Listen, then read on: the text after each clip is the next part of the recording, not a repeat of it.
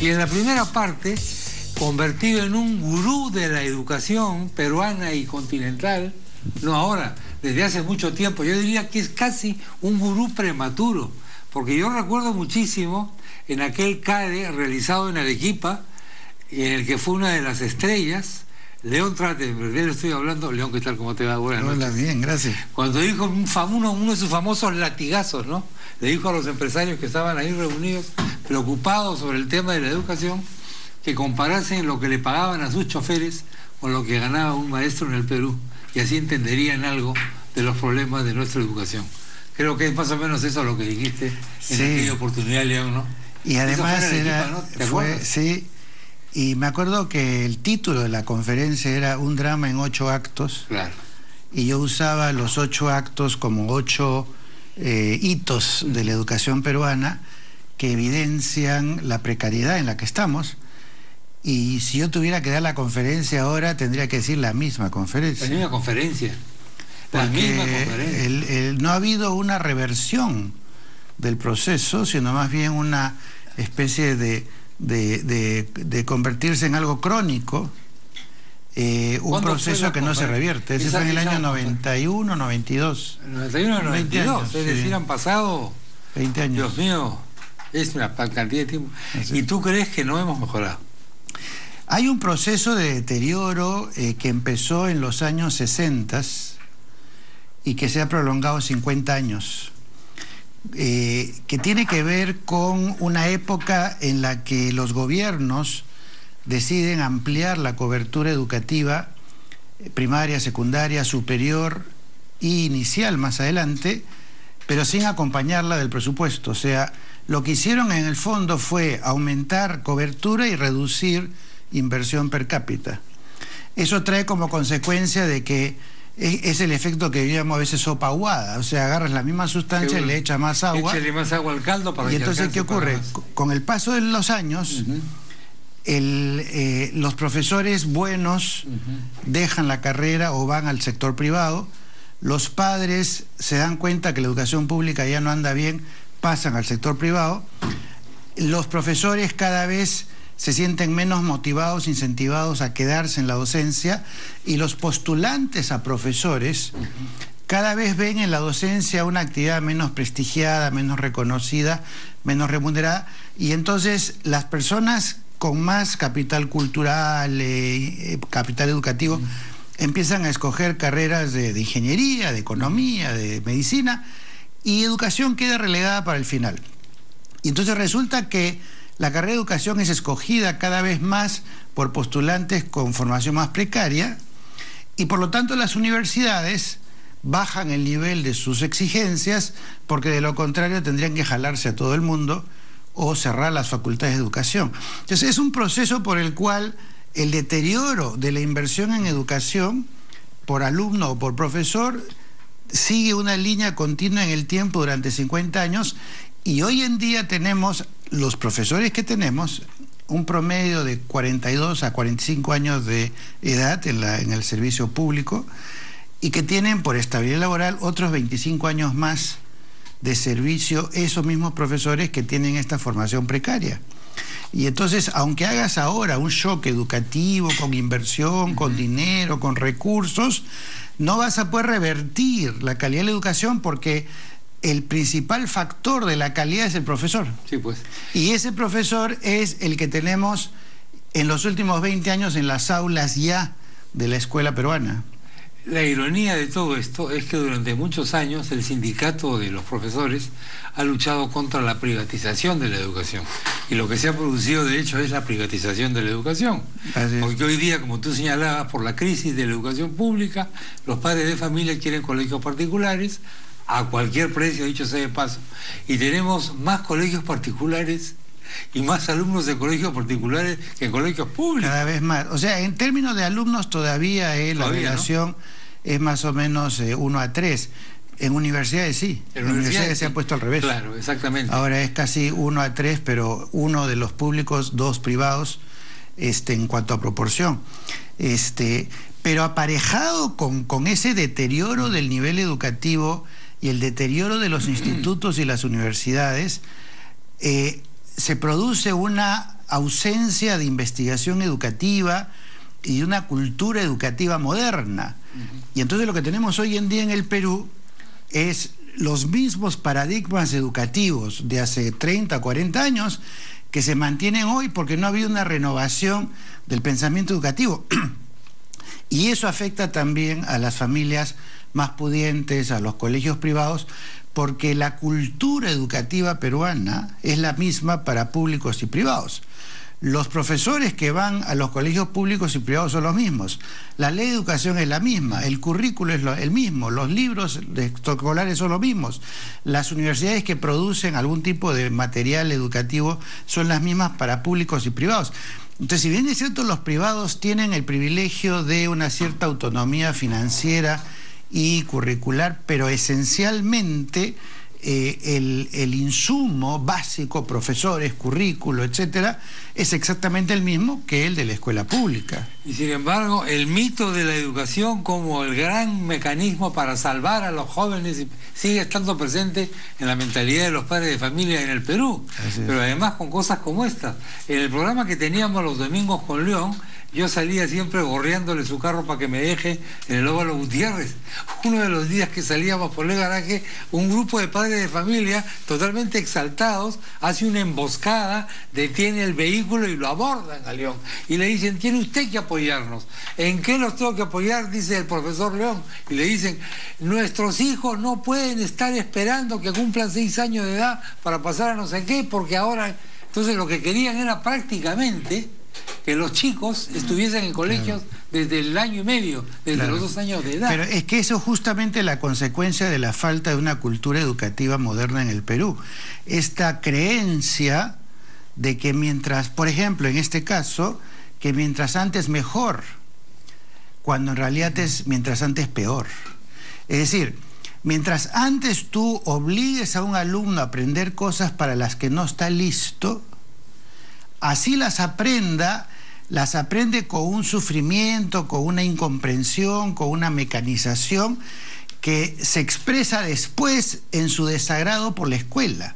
Es decir, si a un niño que no está maduro a los 5 años lo obligo a que lea o escriba, le estoy haciendo el mismo daño que a un niño, por ejemplo, de 5 años que le pido que levante pesas que solamente se pueden levantar a partir de los 12 años. Se escuchaba en la radio el otro día comentando, una madre de familia se quejaba de la cantidad de tareas para la casa que le ponían a sus hijos de 3 años de edad. A los 3 años le dan 1 hora de tareas y a los 5 años exámenes semanales, simulacros para el colegio. Yo creo que ahí hay un problema con las concepciones de crianza que en el Perú están bastante retrasadas con respecto a lo que enseña la investigación educativa y que vale la pena refrescar un poco.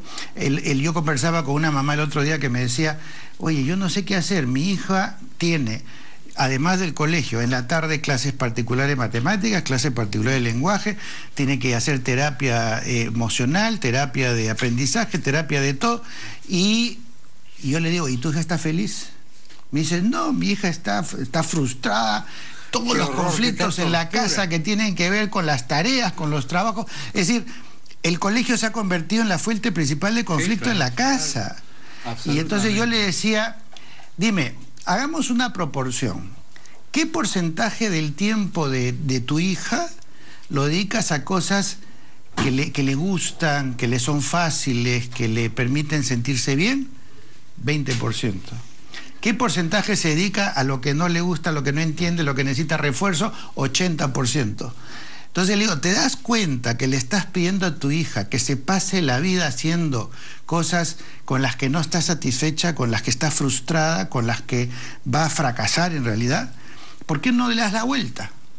Dale 80% del tiempo a las cosas que le encantan, que disfruta, que crece, que se siente importante, que se siente valiosa, y ponle 20% a las cosas de las que no disfruta tanto para completar los mínimos. Hay algunos padres... Y cuando le digo esto, la mamá me queda mirando como que nunca se le hubiera ocurrido esto, porque yo lo que le decía es, el éxito de tu hija se va a jugar ¿por dónde?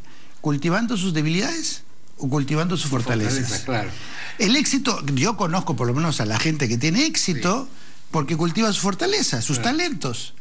Es decir, es como decir, Mario Vargas Llosa para tener éxito tiene que dedicarse a la matemática.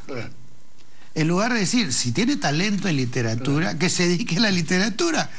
Entonces hay una distorsión en los conceptos de crianza, que es justamente el tema del evento que vamos a hacer con Roberto. Porque algunos, entrando ya al tema de la conferencia, que se produce el 29 de abril a las 8, en el Centro de Convenciones Daniel de Alcides Carrión del Colegio Médico, el reto de la crianza en estos tiempos. Así es. Un padre te respondería, pero oiga usted, a los niños hay que enseñarles a sufrir, porque cuando yo tenía la edad de mi hija, la vida era dura, que esto y que el otro, entonces hay que formarlos en el castigo. Claro. Hay que formarlos en el sufrimiento, porque después se van a encontrar con un mundo atroz. Así es. Así que eso de cultivar lo que los hace felices, no, profesor, eso será en el recreo, 15 minutos. Pero tú sabes, a ti te gusta la psicología. Cuando uno entrevista a un adolescente o un universitario, o inclusive un adulto, frustrado, acomplejado, con problemas de drogas, con problemas emocionales, incapaz de sostener una relación de pareja, etcétera, ¿qué hace el psicólogo? Normalmente empieza a revisar su infancia. Sí. Empieza a preguntar cómo fue tu vida con tus padres, qué huellas te dejaron en tu vida tus padres, tus maestros, tus hermanos, cómo recuerdas tu experiencia de infancia o de niñez, etcétera. Y entonces empiezas a detectar todas las bombas de tiempo que quedaron instaladas cuando el niño era pequeñito y que explotan cuando es un universitario o un adulto aburrido, frustrado, descarriado, sin sentimiento de satisfacción, incapaz de sostener una relación estable con nadie, etcétera, perdiendo trabajos todo el tiempo, no sabiendo además cómo conseguir un trabajo. Entonces, ¿por qué no hacerlo al revés? Es decir, ¿por qué sabiendo que en la infancia podemos instalar maneras de ser, de pensar, de actuar, que van a producir un efecto en el largo plazo, ¿por qué instalar las cosas negativas? ¿Por qué no instalar las cosas positivas? Por ejemplo, instalar el sentimiento de que eres competente, que tienes éxito, que te va bien, que sabes pensar, que tienes iniciativa, que sabes, digamos, plantear tus posiciones y las posiciones son escuchadas y valoradas porque eres capaz de argumentarlas, que eres capaz de ser exitoso en algunos campos de tu quehacer. Puede ser el arte, el deporte, puede ser la matemática, depende de cuál es tu habilidad. ¿Por qué no instalar mensajes positivos? Si tú analizas lo que está pasando con la mayoría de los niños en la vida escolar, en la vida familiar, casi todos los mensajes son: tú no puedes, eres inútil, eres incompetente, desaprobado, profesor particular, terapia. ¿Cómo puede alguien decir que esa es una huella positiva para su vida? ¿Cómo puede decir alguien que eso lo prepara para ser feliz o para realizarse o para tener una sólida autoestima?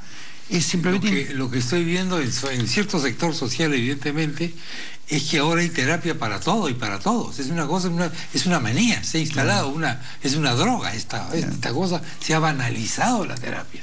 Antes la terapia era para chicos verdaderamente problemáticos. Hoy día los padres de familia como que no les gusta lidiar con los problemas de los chicos o no saben qué responder. Entonces descargan su responsabilidad, terapia. Los padres y los colegios que le piden terapia. Hoy día conversaba con una mamá que me dice que su hijo es el número 20 de un salón de 25 que tienen que ir a terapia de lenguaje, por ejemplo, en tercero de primaria, porque omite algunas letras o lo que fuera. Es decir, las cosas que el colegio debería hacer y que los padres a la hora de escoger un colegio tienen que escoger sabiendo qué tipo de propuesta tiene ese colegio.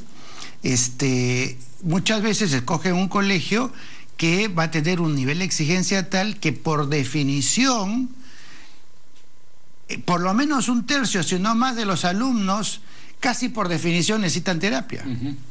Porque tú conoces la curva de Gauss, ¿no es cierto? Es decir, es esta distribución que dice que a igualdad de edades tú vas a encontrar una distribución de niños, por ejemplo, niño de 6 años. Si tú tienes 30 niños de 6 años, vas a tener, por decir, 5 muy bajos, 15 medianos, 10 un poco más altos, 5 sobresalientes. Entonces, si yo dirijo la clase con un solo mensaje, con un solo enfoque, con un solo programa, con una sola tarea, con un solo examen, si tomo esa pauta uniforme para todos, desde el saque, por definición, ya estoy maltratando a 2/3 del salón. Porque si me dirijo al grupo medio, aburro a los más hábiles y desconecto a los más lentos. Si me dirijo a los más hábiles, hago sufrir a todos, al 2/3 que no es el más hábil. Si me dirijo a los más lentos, aburro a todo el resto del salón. Es decir, no hay manera que con una enseñanza que supone que todos los alumnos aprenden igual, logres que todos los alumnos aprendan igual, porque por definición es imposible. Entonces, la única manera es una enseñanza más individualizada, más orientada a atender a cada niño de acuerdo a sus capacidades, de acuerdo a sus habilidades, y no pretendiendo de que un niño que tiene marcadas debilidades sea equivalente a aquel que nació con algunos beneficios. Pensamos que todos son iguales. No, pensamos que son iguales. Ese pensamiento es absurdo. Que es lo más fácil. Es lo más fácil, es lo porque más económico. Además, claro, con un solo mensaje, con un solo examen, con una sola tarea, con una sola lección, crees que abarcaste a todo. Es como agarrar un grupo de 30 personas que tienen fiebre, con un médico, y el médico dice, bueno, una receta, digamos, todos tienen gripe, a todos les doy su antalgina y se acabó. Uno puede tener cáncer, el otro puede tener diarrea, el tercero puede tener una infección, el otro puede tener diabetes. No, todos, como tienen la misma fiebre. Y los muertos, doctor, error estadístico. Vamos a ir a una pequeña pausa y regresamos con León Trachtenberg y vamos a conversar sobre esta conferencia que tiene junto con Roberto Lerner, el reto de la crianza en estos tiempos, que se realiza el día 29 de abril, para responder preguntas como algunas de las cuales han sido tratadas acá: autoestima, éxito y fracaso escolar, terapia para todo y para todos, estrés escolar, las redes sociales. ¿Es el nuevo universo de nuestros hijos? Esto es importante. ¿Realmente somos tan malos padres? ¿O realmente es tan fácil ser padre? Diría yo. Ya volvemos. El 29 de abril, acá está el anuncio. Tanto León Trachtenberg y Roberto Lerner van a responder algunas de las preguntas importantes, parte de las cuales hemos conversado acá, pero hay una ahí que me parece particularmente importante. ¿Qué son las redes sociales? ¿Qué están reemplazando? ¿Qué tipo de carencias son las que el chico busca a partir de las redes sociales? Que yo lo veo, si tú quieres verlo, es como una forma más sofisticada de las... ¿cómo se llama? De las patotas, ¿no? De las tribus, de las pandillas, de la barra brava, si se quiere, porque algunos parecen barras bravas por las cosas que escriben ahí.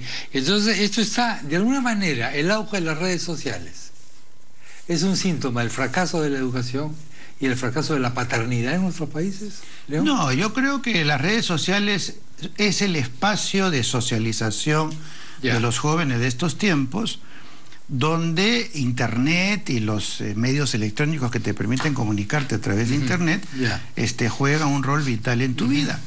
Digamos, el joven, a través de las redes sociales, a través de Facebook, siente que pertenece, puede hacer grupo, puede interactuar en tiempo real, casi siempre chateando o colocando imágenes. Se comunica más por imágenes que por palabras, porque casi todos sus mensajes tienen que ver con imágenes. Es un espacio para explorar su identidad. Por ejemplo, cuando tú miras el perfil de los jóvenes, tú encuentras que, para empezar, casi todos ponen un perfil donde están solos y con una cierta deformación de su fotografía, tratando de apuntalar algo que a ellos les parece más relevante. Si cuando tienen que hacer amigos, normalmente los criterios para aceptar amigos en Facebook son: uno, si es guapo o guapa el joven o la joven, y dos, si este es amigo de otros amigos suyos. Esos son los dos criterios con los cuales uno rápidamente, en 20 segundos, toma la decisión de aceptar más amigos. En Facebook pueden jugar con su imagen. La mayoría de las personas pone sus datos reales, donde vive, donde estudia, etcétera. No siempre ponen la edad correcta, porque a muchos les gusta aparentar que son un poco mayores. Hay aquellos que pueden jugar a otra identidad. ponen otro nombre, otra foto, la distorsionan, crean personajes. Por otro lado, tienen una posibilidad de comunicación sin que sea cara a cara. Mirarse cara a cara implica una tensión que no la tiene comunicarse por mensajes. Sobre todo jóvenes, por ejemplo, que quieren comunicarse con las chicas, o las chicas con los chicos, que muchas veces sienten vergüenza de invitarse o de hablarse uno al otro cara a cara, pero por Facebook o por mensajes de texto, como que les baja la ansiedad de que eventualmente el otro te pueda rechazar o no aceptar.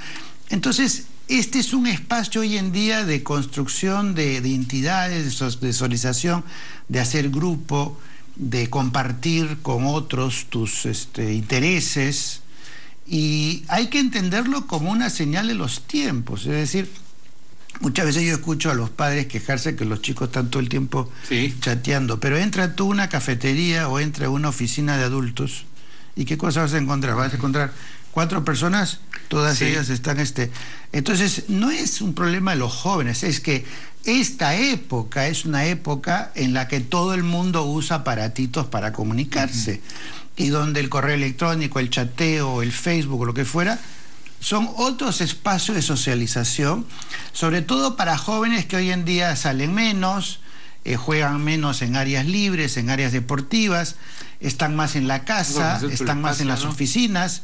Casas más pequeñas. Claro, entonces el comunicarte por tu celular a través de Facebook, estando en tu casa o estando en tu oficina, es como crearte un pequeño mundo donde te sales de tu oficina o te sales de tu casa para jugar o comunicarte con los demás. ¿Qué pasa con el empobrecimiento del lenguaje? Lo que pasa es que son distintos tipos de lenguaje, porque los jóvenes usan un lenguaje con otros símbolos, ellos no respetan las reglas gramaticales. No, absolutamente. Entre otras cosas porque en general el adolescente ponen iniciales, ponen dibujitos cosas con la letra K, muchos usan la letra K. En general los adolescentes son transgresores, o sea, el rol del adolescente es transgredir y el rol del adulto es contener, o sea, así son las cosas. Entonces utilizan su propio lenguaje, porque el lenguaje es parte de su identidad, es como su ropa, es como su pelo, tatuaje. Es como el tatuaje, o sea, entonces utilizan también su propio lenguaje, entre ellos se entienden, y yo no diría que los jóvenes leen menos, porque si tú analizas la cantidad de tiempo que están conectados a textos e imágenes, es mucho más. Lo que pasa es que son más interactivos y usan mucho más imágenes que antes, cuando solamente la comunicación era por textos escritos. Y entonces, por ejemplo, yo te puedo transmitir mi amistad, en lugar de decirte, ¿sabes qué, Chema? Te quiero mucho, te mando una foto mía en una posición de abrazo o lo que fuera. No necesito escribir, pero no es que no me estoy comunicando. Es la teoría de las caritas, ¿no? Claro. Entonces te comunico mi afecto, pero no tengo que escribirlo y no tengo que hablarlo. Entonces, son otros códigos. Pero yo no creo que hay que asustarse, porque es como decir, bueno, hoy día hay que asustarse porque ya no vamos en carreta, sino que vamos en carro. Claro. Y ya no vamos en carro, sino que vamos en avión. Y ya no vamos a ir en avión, sino que ahora hay también estos cohetes que te van a llevar de turismo a la luna. Así, señor. Entonces, bueno, es la señal de los tiempos. Cuando en la Inglaterra del siglo XVIII comenzaron las primeras diligencias para transporte rápido de pasajeros y para llevar el correo, lo que sería el colegio médico de la época lanzó un comunicado diciendo que era muy peligroso para la salud esos vértigos de 20 kilómetros por hora. Claro. ¿No? Ahora, tú sabes que hace más o menos 15 años atrás, cuando los actuales padres de escolares eran escolares, una carta ida y vuelta a Japón tomaba 40 días. Hasta que le escribes, la pones en un sobre, la llevas al correo, el correo la manda por avión o por barco, llega a su destinatario, el destinatario la lee, contesta, te manda de vuelta 40 días o 50. Hoy en día toma 1 minuto. Sí, pues. Y a veces ni siquiera has terminado de escribir, y si el otro está conectado en línea ya te está interrumpiendo. Entonces, no podemos pretender que hoy la juventud, las familias, el mundo funcione como hace 30 o 40 años atrás, porque es otro mundo simplemente. Es como pensar que hoy en día la cultura de privacidad tendría que ser la misma que había hace 40 años. Es imposible. Hoy en día donde caminas hay cámaras, hay celulares. Por estas cámaras diminutas que se meten en tu intimidad y se acabó. De ahí la importancia que los padres se informen sobre cuáles son los nuevos hallazgos de la investigación psicológica, pedagógica respecto a cómo son los jóvenes hoy, cómo funcionan y cómo uno puede como padres orientarlos para ayudarles a que sean autónomos, a que sean exitosos, a que sean felices, y cómo tomar distancias de algunas prácticas que a veces pueden ser muy perversas. Por ejemplo, esta tendencia a la sobreprotección, que algunos padres podrían considerar sinónimo de amor, de dedicación a sus hijos, pero en realidad el mensaje que transmiten cuando ellos dan la cara por los hijos es: yo no confío en que mi hijo sea capaz de hacerlo por sí solo. Entonces yo tengo que arreglarle el mundo a él, porque él por sí solo no va a poder. O sea, en lugar de transmitirle amor, le están transmitiendo debilidad. Lo están castrando, le están diciendo: tú no puedes. ¿Es más difícil ser padre ahora? En otras palabras, en los retos tecnológicos tan rápidos que se desarrollan prácticamente en un abrir y cerrar de ojos, ponen a los padres en situación complicada. Están en jaque los padres, pero están en jaque los gobiernos, los estados, las autoridades, todo el mundo.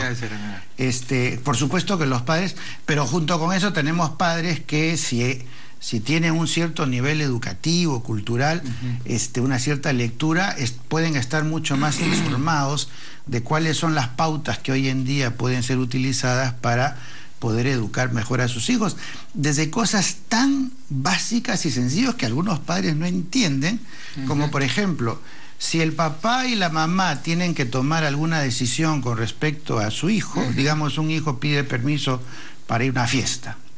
El papá dice sí, la mamá dice no, o al revés. Bueno, el resultado es un niño confundido que va a hacer lo que le da la gana. Porque cuando él quiera hacer lo que le da la gana, él va a ir al padre o a la madre que le conviene, porque le va a sacar la decisión que a él le conviene.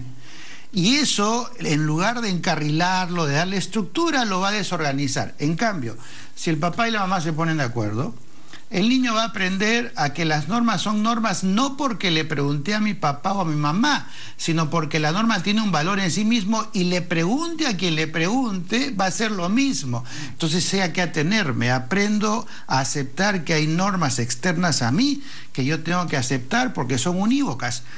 Desde cosas tan sencillas como esas, de que lo que los padres no resuelven entre sí solamente confunde a los hijos, hasta cosas mucho más sofisticadas que tienen que ver ya con el tema de orientación vocacional, cómo se eligen los estudios gran tema ese de la vocación, sobre el que va a haber que hablar otro día. Bueno, sí, porque tú sabes que las personas normalmente clarifican su vocación y lo que quieren hacer más o menos a los 28 años. Claro. Y resulta que acá les pedimos a los 16... Otros hasta ahora no nos damos cuenta. Que ya decidan que... ¿no? Y entonces a los 14 ya saben lo que tiene que ser. Ingeniero, sí, pero ¿qué especialidad? Sí. No, yo... Entonces con eso no llegan muy lejos. Ok, León, hasta acá tenemos que llegar, nos ha ganado el tiempo. Atención, el reto de la crianza en estos tiempos. El día 29 de abril a las 8 hay tickets en venta en .ticket.pe, Phantom y en Ripley. Claro, hasta en realidad el punto ticket es el que vende los tickets en Ripley. Hemos tratado de poner pues un costo accesible, equivalente a una entrada a un teatro, porque hay muchos padres de familia que nos han escuchado en colegios que nos invitan, a Roberto, a mí, pero hay padres de familia que no están en esos colegios a los que nosotros hemos ido y que quieren tener la oportunidad también de escuchar un poco, reflexionar. Entonces este es el espacio para que los que tengan interés puedan venir libremente. Gracias, León. Gracias a ti. Hasta luego, estamos en contacto. Nos vamos a ir a la pausa. Va a regresar Percy Céspedes.